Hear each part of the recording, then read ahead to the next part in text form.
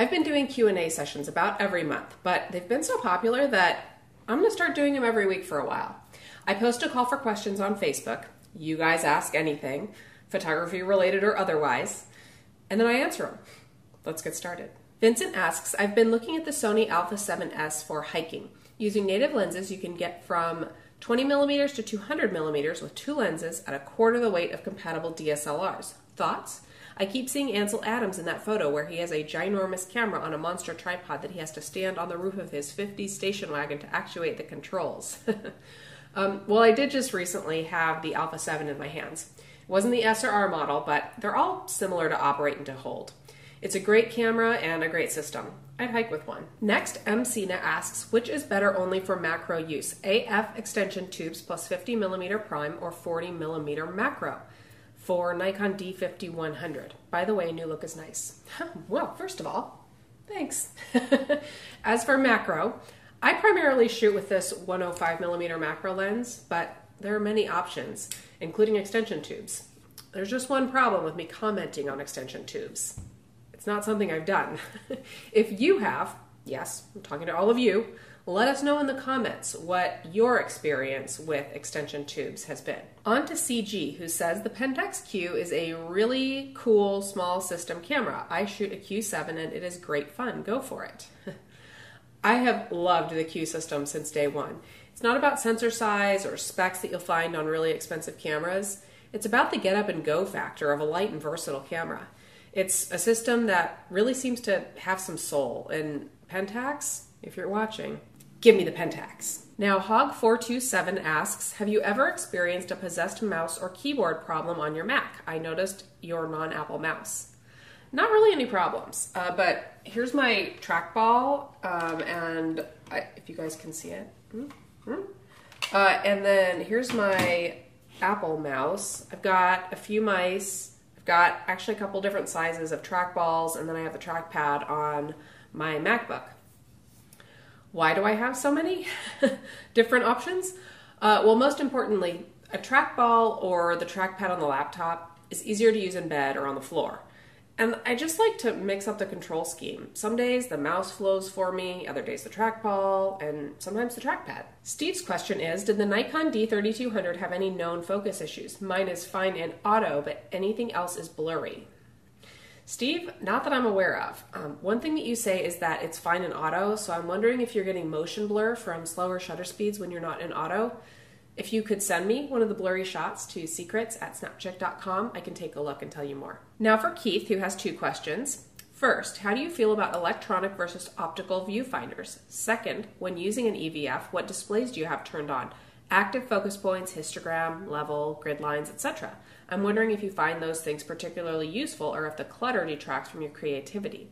Now that I've been using an EVF for a few years, I don't think I'll ever go back to optical. Well, at first, I was skeptical of electronic viewfinders. I like the real-world image to hit my eyeball. I don't want to think about the characteristics of the electronic viewfinder, too, compared to the characteristics of what's actually happening in front of the camera. The Nikon 1 series, though, alleviated my concerns. In fact, in low light, the electronic viewfinder can quite literally help you see in the dark, since you're looking at an amplified and illuminated image when shooting in low light. One thing I also like is that when I have the camera set to black and white, as I sometimes do, the EVF image is also in black and white. For the actual EVF display, my preference is minimal. Focus area, and that's it. Anything else can just get out of there. I remove it as much as I can. I like to set the camera up for a given situation and then get those settings out of the way so that I can focus on the subject and the composition. Kevin asks, so today I had a nice shoot with a lovely model on the beach until a seagull decided to relieve itself on her dress and hair. What's your most embarrassing wardrobe or photo shoot malfunction? Oh no. I haven't really had anything like that happen, but you know what? I'm embarrassed every time I do a shoot and I have to look at the unedited photos of myself. There was one time though, when I did an underwater shoot, and I didn't realize it until afterwards, but when I had the photos up on my computer screen, the light colored top that I was wearing went completely see-through when it got wet, so it was completely see-through the whole time. Anthony asks, DC or Marvel? I think I tend more towards the Marvel characters. But DC has Batman, Superman, and Wonder Woman. I think I go both ways. On to Renee. Have you ever tried some smartphone photography or some point and shoot analog just for fun? Plans to do photography in Europe? I use my smartphone all the time. There's even a rumor going around that I'm going to be testing out the camera on the giant iPhone that was just released, the 6 Plus. Okay, there really isn't a rumor, but I'm starting it now. And I do shoot film often too. I'm thinking about a new old film body, but right now I shoot with this Nikon F65 and this older FG. In Europe? Yes, please. I don't know when though. Bacchus asks, why does Adobe Lightroom lock up when exporting a JPEG? It shouldn't. I'd definitely let Adobe know if you haven't already. They may have some suggestions for you. And now for Jack. Are there any plans to do any product reviews of the new Sigma art lenses? I may. I've borrowed some gear from Lumoid.com recently. I still feel that I have some ground to cover with Nikon and Canon though, but you will see more third-party lenses, including the art lenses, hopefully in my lab soon. Zahu Rule says, comparison question, Nikon 35mm f1.8G versus 28mm f1.8G. Which one is better on D3100? Okay, here's the deal. Better is all about you.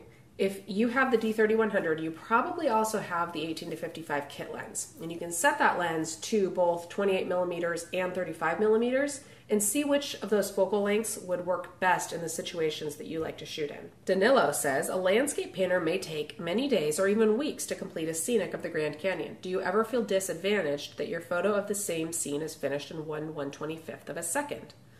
Well, I never feel disadvantaged. I've walked in all different shoes as an artist, sketching, painting, and of course photography. For me, the Grand Canyon is an ongoing body of work, and I've only shared a fraction of it, and I've actually only sat down and really looked at a small portion of my own Grand Canyon shots. For me, one scene at the Grand Canyon may be captured many times with my camera over a period of years. All the different seasons, and different weather, and different wildlife, that's the journey for me, specifically with the Grand Canyon, to capture all of its faces and all of its personalities over time. And now Kevin asks, after using the Sony Alpha 7, do you think you might make the switch?